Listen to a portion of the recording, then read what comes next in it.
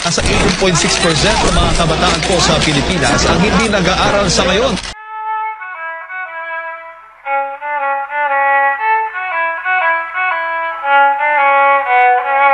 Isang magandang araw at mapagpalang buhay sa ating lahat, sa ating mga tagapakinig, mga kapwa kang mag-aaral, at sa ating mga guro.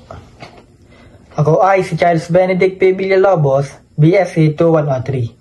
Ang aking talumpati ay ang halaga ng edukasyon sa pag-unlad ng bayan.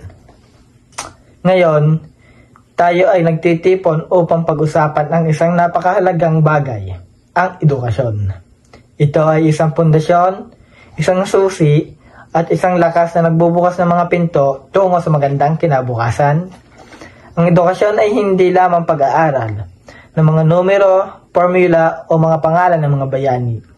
Ito ay isang mas malawak na proseso ng paghubog ng ating mga isipan, pagpapalawak ng ating mga pananaw, at pagpapaunlad ng ating kakayanan. Sa ating paglalakbay sa mundo ng edukasyon, tayo ay may natututunan, hindi lamang mula sa mga aklat, kundi pati na rin mula sa ating mga kaalaman. Bawat aralin, bawat proyekto, at bawat pagsusulit ay isang hakbang patungo sa ating paglaki. Ang edukasyon ay nagbibigay sa atin ng kakayanang mag-isip ng kritikal, mag-analisa ng mga impormasyon, at bumuo ng solusyon sa mga problema. Ito ay nag-uugat sa atin na maging kritikal sa tingin at hindi taong basta-basta naniniwala sa anumang ating nakikita o naririnig. Ang edukasyon ay nagpapalakas din ng ating pagkatao. Ito ay nagtuturo sa atin ng ating disiplina, responsibilidad, at pagtitiyaga. Sa pamamagitan ng edukasyon, tayo ay natututo na pahalagahan ang kahalagahan ng pagsisikap at ng kasiyahan ng pagtagumpay. Ito ay nagbibigay sa atin ng kumpiyansa sa ating mga sarili at nagtutulak sa atin na abutin ang ating mga pangarap. Ngunit ang edukasyon ay hindi lamang para sa ating sariling kapakinabangan. Ito ay para rin sa ating ikabubuti ng ating komunidad at ng ating bansa.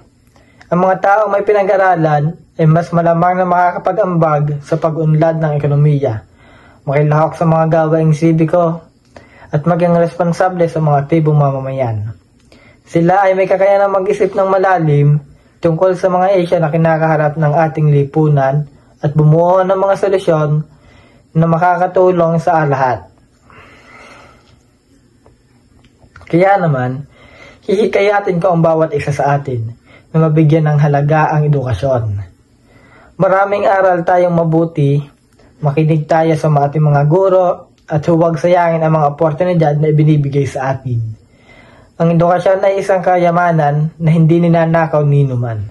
Ito ay isang pamana na maipapasa sa susunod na henerasyon.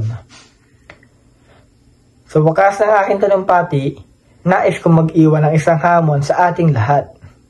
Ito ay ang maging isang instrumento tayo ng pagbabago sa pamamagitan ng edukasyon. Gamitin natin ang kaalaman at kakayanan upang makatulong sa ating kapwa maglingkod at ating bayan. Sa pamamagitan ng edukasyon, sama-sama nating abutin ang isang maganda at mas maunlad na kinabukasan para sa ating lahat. Maraming salamat po.